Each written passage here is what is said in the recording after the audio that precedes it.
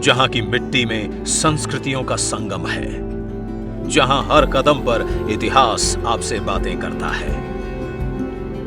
यहां न केवल विविधता के रंग हैं, बल्कि एकता का भी हर पल संग है।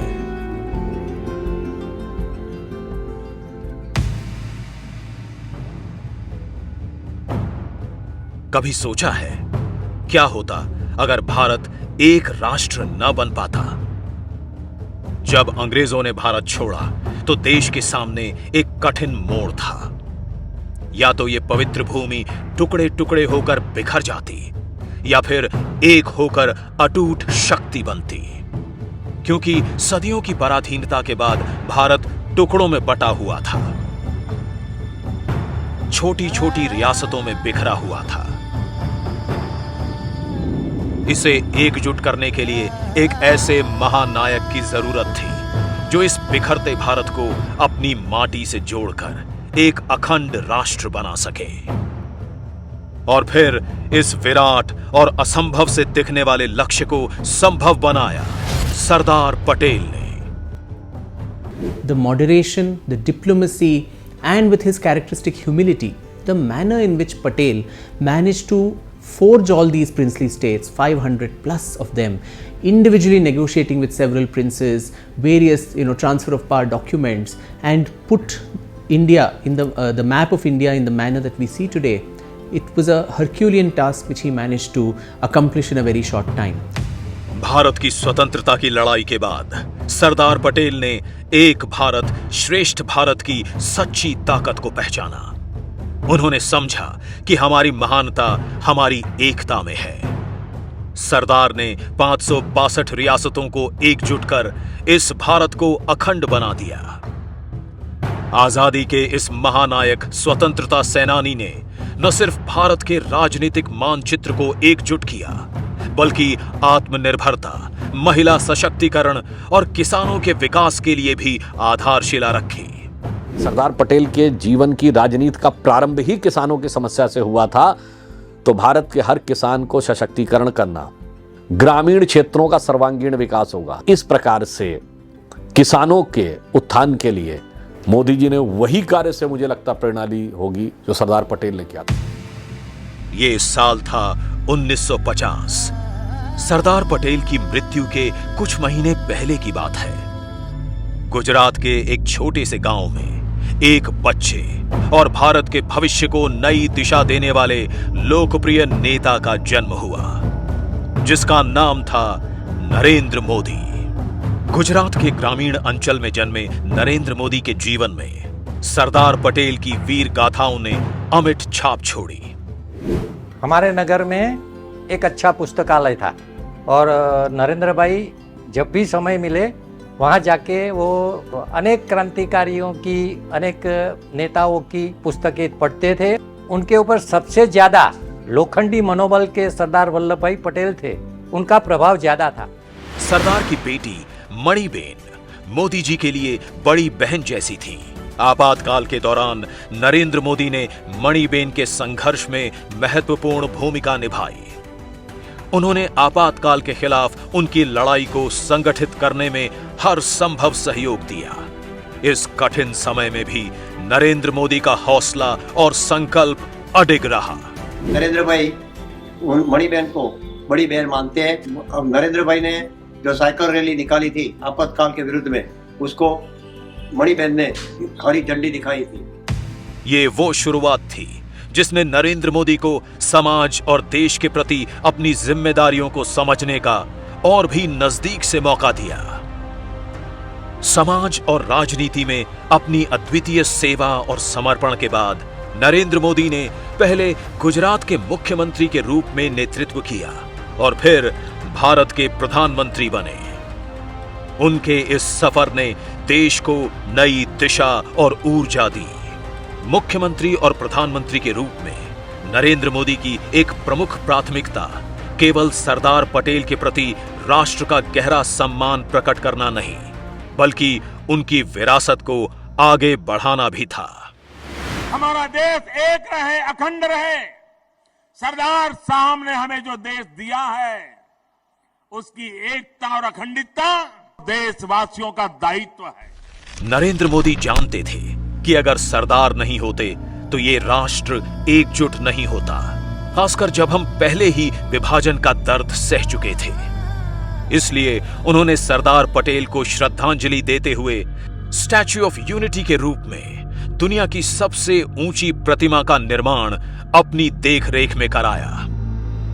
ऐसे महान नेता को श्रद्धांजलि देने के लिए हमारे उस वक्त के मुख्यमंत्री माननीय नरेंद्र भाई मोदी जी ने बहुत ही बड़ा ऐतिहासिक काम किया। और अब हम सब लोग देख रहे हैं ऐसी विश्व की सबसे बड़ी ऊंची सरदार वल्लभ भाई पटेल की प्रतिमा का सरदार सरोवर डैम के नजदीक उन्होंने निर्माण करवाया। ये केवल एक प्रतिमा नहीं है, ये भारत की एकता और मजबूती का प्रतीक है और सरदार पटेल के अद्वितीय योगदान की गूंज है जो हर दिल में राष्ट्रभक्ति की लहर दौड़ाता है। सरदार पटेल की प्रतिमा दुनिया के सबसे अधिक देखे जाने वाले स्मारकों में से एक है। ये गुजरात के नर्मदा जिले के केवड़िया में स्थित है। केवड़िया जो अहमदाबाद से काफी दूर एक छोटा सा गांव है, जिसको नरेंद्र मोदी ने सोच समझकर चुना। स्टैच्यू ऑफ यूनिटी है, सरदार पटेल की प्रतिमा बनानी है तो अहमदाबाद में भी तो बना सकते थे, करमसद में भी तो बना सकते थे। माननीय प्रधानमंत्री जी के विजन में वो पूरा जो एक पिछड़ा हुआ आदिवासी और अशिक्षित अविकसित जो विस्तार था, एरिया था, अगर इतना बड़ा मॉन्यूमेंट वहां जाएगा तो वो पूरे एरिया का डेवलपमेंट होगा। स्टैच्यू के निर्माण के दौरान कई सुझाव आए, जैसे कि प्रतिमा का चेहरा कैसा हो, इसके निर्माण में किस सामग्री का इस्तेमाल हो, स्टैच्यू के परिसर में कौन कौन सी सुविधाएं उपलब्ध हों। लेकिन इन सारे सुझावों के बीच भी नरेंद्र मोदी के मन में एक बात पूरी तरह स्पष्ट थी कि ये सिर्फ एक प्रतिमा नहीं, बल्कि देश के हर वर्ग, विशेषकर किसानों के प्रति सरदार पटेल को सच्ची श्रद्धांजलि होनी चाहिए। Sardar was a peasant leader. How does a farmer walk in the field? He will tie his dhoti up, so the ankles are exposed. So that was his decision. This is the only project only statue in the world where the statue is not covered till the bottom by some external structure. Sardar Sarovar बांध और परियोजना गुजरात की पानी की समस्या और ऊर्जा की आवश्यकताओं का स्थायी समाधान था। ये विजन सरदार पटेल का था। 1979 में ये बांध एक वास्तविकता बना, लेकिन इसके उद्देश्यों को पूरी तरह से प्राप्त नहीं किया गया और सरदार पटेल का लक्ष्य अधूरा रह गया, जिसे नरेंद्र मोदी ने पूरा किया। नरेंद्र मोदी ने हर मुश्किल का सामना करते हुए इस बांध की ऊंचाई को 2 बार बढ़ाया ताकि गुजरात की जनता की जरूरतों को पूरा किया जा सके। उन्होंने इस परियोजना के तहत एक मजबूत और विस्तृत नहरों का नेटवर्क तैयार किया, जिससे आज हर गांव को पानी मिलता है। गुजरात का विकास करने के लिए तो सबसे पहले पानी की बड़ी समस्या रहती थी। सरदार वल्लभ भाई पटेल का भी सपना था कि सरदार सरोवर बांध बने, क्योंकि यहाँ कोई डैम नहीं था। तो मोदी जी ने बहुत संघर्ष किया और बंद की सैंक्शन कराने के लिए, बंद की ऊंचाई बढ़ाने के लिए, बंद पर दरवाजे फिट करने के लिए मोदी जी ने लड़ाई लड़ी। उन्होंने अनशन भी किया, भूख हड़ताल भी की और फिर डैम का कद बढ़ा। इस प्रकार सरदार सरोवर परियोजना ने वास्तव में गुजरात की जीवन रेखा बनने का गौरव प्राप्त किया है।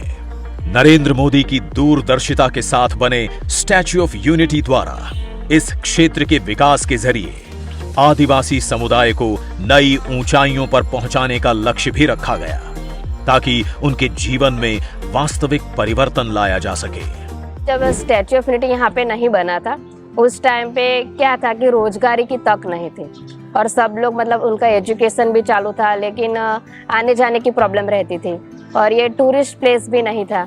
और जब स्टैच्यू ऑफ यूनिटी बना, उसके बाद से यहाँ के जितने भी आदिवासी लोग हैं उन सबको रोजगारी मिले।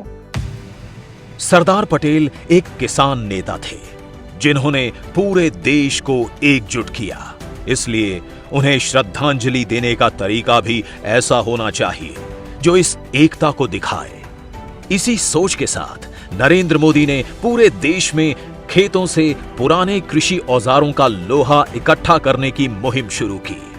उन्होंने लोहा कैंपेन के माध्यम से साकार किया। पूरे देश के किसानों को आह्वान किया, खेत में इस्तेमाल किए हुए औजार को इस स्टैचू के लिए समर्पित करें। 135 टन लोहे के पुराने औजार हमें मिले।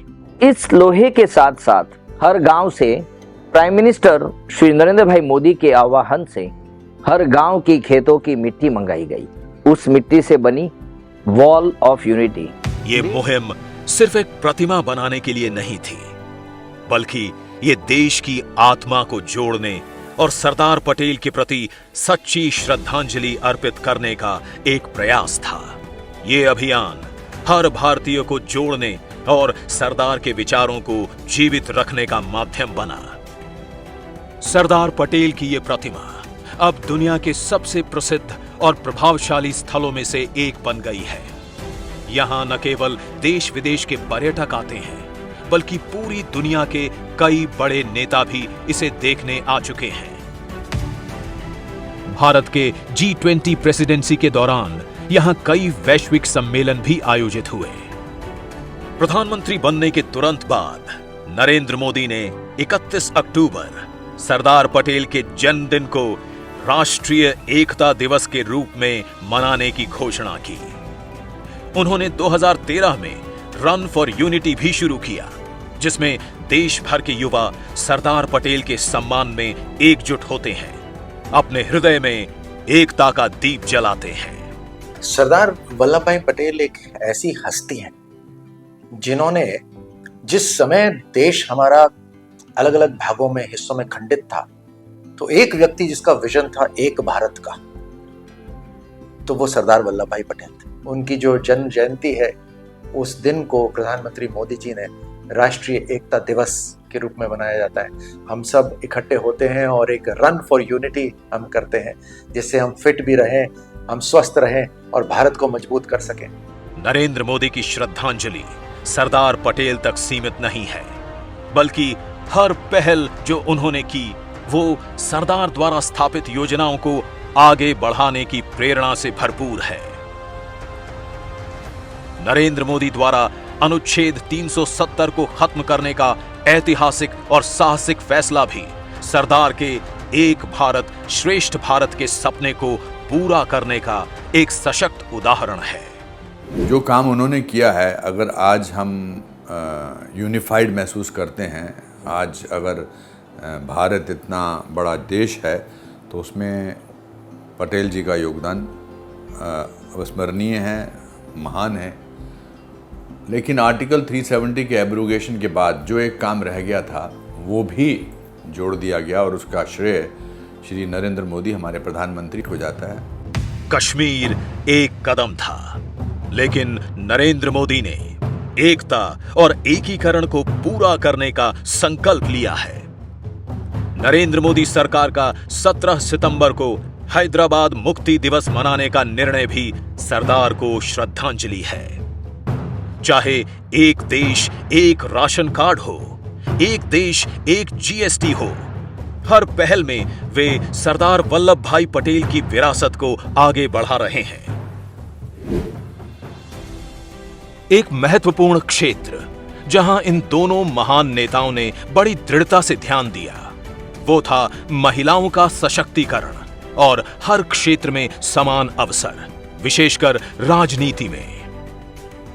सरदार पटेल ने अहमदाबाद नगरपालिका चुनावों में महिलाओं की राजनीतिक भागीदारी को सशक्त बनाने की दिशा में संघर्ष किया था, और आज प्रधानमंत्री नरेंद्र मोदी महिलाओं को 33% आरक्षण देकर संसद में आगे बढ़ा रहे हैं, जिससे नारी शक्ति को नए अवसर मिल रहे हैं।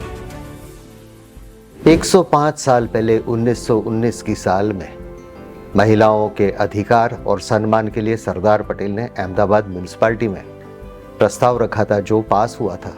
जब 2010 की साल में स्वयं प्रधानमंत्री नरेंद्र भाई मोदी ने इस प्रस्ताव को नजर से देखा, तब वे भी अभिभूत हुए कि सरदार साहब इतने दीर्घदृष्टा थे और सरदार का वो ख्वाब जो था, उनका स्वप्न था, वो पार्लियामेंट में महिलाओं को 33% रिजर्वेशन देके साकार हुआ है।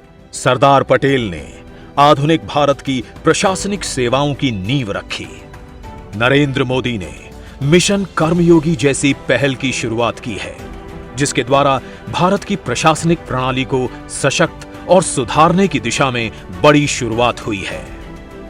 ये जो रिफॉर्म्स का सिलसिला जो एनविसाज किया था, जिसकी कल्पना की थी सरदार पटेल ने, वो अधूरा रह गया क्योंकि उनके हिस्से में मात्र 2-2.5 साल आए और फिर ये वक्फा आया 50, 60, 65 वर्ष का।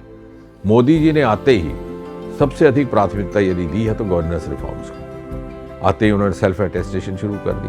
वो जो अंग्रेजों के समय से कुरीति चली आ रही थी कि हर युवा को अपना दस्तावेज गेस्टेड अफसर से टेस्ट करना था, वो समाप्त किया और ये संदेश दिया देश भर में कि अब एक ऐसे प्रधानमंत्री हैं, एक ऐसी सरकार है जिसमें इतना कॉन्फिडेंस है, अपने युवाओं पर वो विश्वास कर सके। 2019 में मोदी सरकार ने सरदार पटेल राष्ट्रीय एकता पुरस्कार भी स्थापित किया ताकि राष्ट्रीय एकता और अखंडता में प्रेरणादायक योगदान को मान्यता दी जा सके। सरदार पटेल की विरासत भारत की एक भारत श्रेष्ठ भारत की धरोहर है। नरेंद्र मोदी इसे आगे बढ़ा रहे हैं। उनके दृष्टिकोण और संघर्ष के माध्यम से हम एक नए भारत की ओर बढ़ रहे हैं जो सरदार के सपनों को साकार करता है। ये एक ऐसा भारत है जो विकसित है, जहां हर नागरिक की आवाज सशक्त रूप से गूंजती है और एकता की शक्ति हर दिल में धड़कती है।